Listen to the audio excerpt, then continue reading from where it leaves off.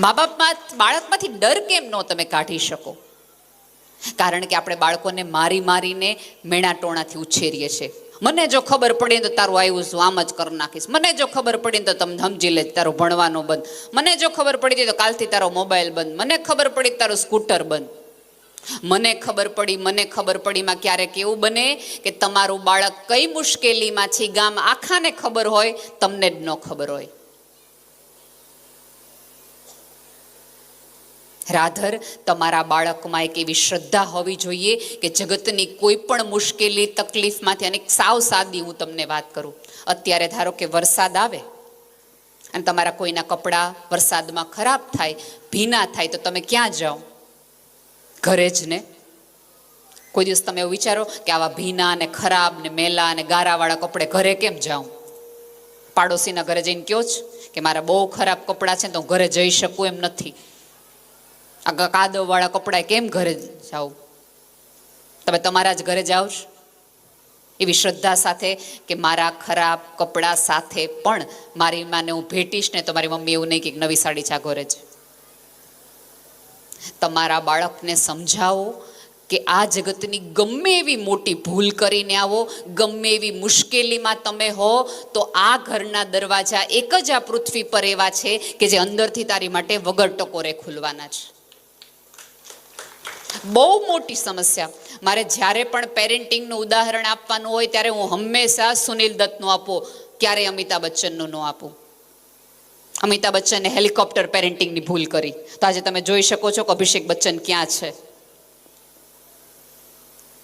સંજય દત્તનો પિતા સુનિલ દત્ત, એને ખબર હતી કે એનો દીકરો ડ્રગ્સમાં આવી ગયો છે, વુમનાઇઝર છે, આતંકવાદીઓ સાથે જોડાયેલો છે, એક પણ ગુના એવો નથી કે મારા દીકરાએ કર્યો નથી, તેમ છતાં એનો બાપ એવી રીતે લડ્યો, એવી શ્રદ્ધાથી લડ્યો કે આજે સંજય દત્ત દાખલા આપી શકાય ને એવો એક સક્ષમ વ્યક્તિ તરીકે સમાજમાં બહાર આવ્યો. જેલમાંથી બહાર આવ્યા પછી તે કયા કારણે, આજે પણ સંજય દત્તને પૂછો તેવું કે મારા આટલા મોટા ઉંમરના બાપે જ,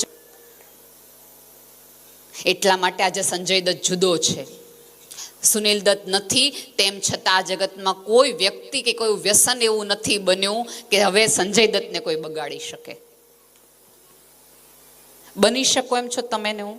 આપણે તો બે વસ્તુ થાય એટલે 3 દિવસે છાપાવાળાને જઈને કહીએ, લખી નાખો આ બાળક સાથે અમારે કોઈ સંબંધ નથી, લખી નાખો આ દીકરી સાથે હવે અમારે એક પણ પ્રકારના સંબંધ નથી.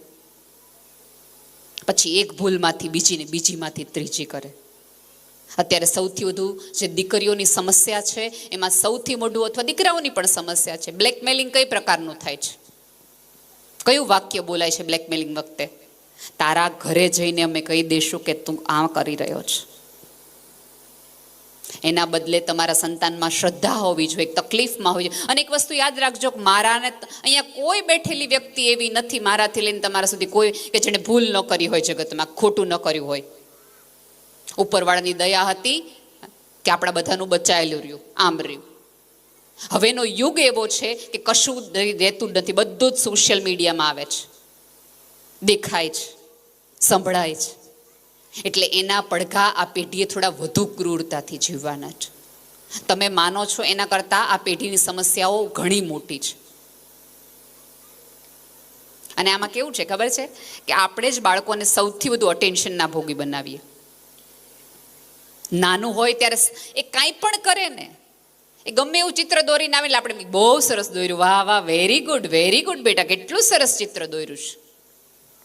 પેરેન્ટ્સ તરીકે ત્યારે તમારી ફરજ આવે કે બેટા તે સરસ ગાય દોરી, પણ હું તને ગાય બતાવું ગાય કેવી જ હોય. એનું ખોટાને સાચું કરવાનો હંમેશા પ્રયાસ ન કરો. નાની એવી બાળક પડી જાય એટલે આપણે કીડી મરી ગઈ, જો આનો વાંક છે ને, આણે તને માર્યું ને હદ, એટલે તમે સોફાને મરાવડાવો ને ઓલાને મરાવડાવો. એટલે બાળકને એમ થાય કે ઓકે મારી કોઈ ભૂલ નથી, આ તો સોફાની ભૂલ છે કે મને વચ્ચે આવ્યું.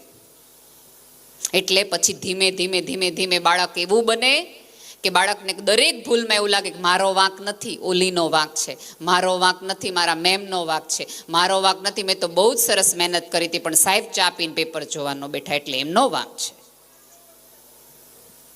કેમ? થોડાક બાળકોને અધૂરા રાખો. બધું આપી ન દો. તમે બધું આપી દેશો એટલે વિશ્વના શ્રેષ્ઠ પેરેન્ટ્સ થઈ જશો એવું તમે માનતા હો તો ભૂલમાં છો. થોડાક અભાવમાં રાખો. એને કોઈક વસ્તુની ઈચ્છા હોય તો થોડીક રાહ જોડાવો. આપણે કરતા જ નથી. બાળકે માગ્યું એટલે તરત બીજે દી હાજર. પછી એટલા માટે આજના બાળકોને એક પણ વસ્તુની કદર નથી. તમે હું અહીંયા આપણને કોઈક ફુગો આપતા ને નાના હતા ત્યારે, તો 3 દી સુધી શેરીમાં આપણે આમ ફરતા. અહીંયામાં એવા લોકો હશે કે જેણે 1 રૂપિયાની સાયકલ 1 કલાક ફેરવી હશે. 1 રૂપિયાની એક સાયકલ અઠવાડિયામાં 1 વાર ફેરવતી ને તો આપણને એમ થતું કે આપણે પ્લેન ઉડાડ્યું છે. અત્યારે બાળક માગે ન માગે, જરૂર હોય ન હોય આપી દો એટલે એને કોઈ ઈચ્છા જ નથી રહેતી. હજી થોડુંક મોટું થાય એટલે આપણે કહેવા માંડી 9મા ધોરણમાં આવે એટલે આપણે સ્કૂટર આપી જ દેવું છે, આપવું જ પડે, મોબાઈલ આપી જ દેવો છે. તમે મને એ સમજાવો કે એવી કઈ જરૂર છે કે તમારે તમારા બાળકને મોબાઈલ આપવો જ પડે? એવો એ કયો બિઝનેસ કરે છે? કયો? અત્યારે તમને કદાચ ખોયું હશે, થોડાક દિવસ પહેલાનો જ કિસ્સો છે કે એક 8મા ધોરણની દીકરી એક 10મા ધોરણના છોકરા સાથે જતી રહે છે. એ દીકરીના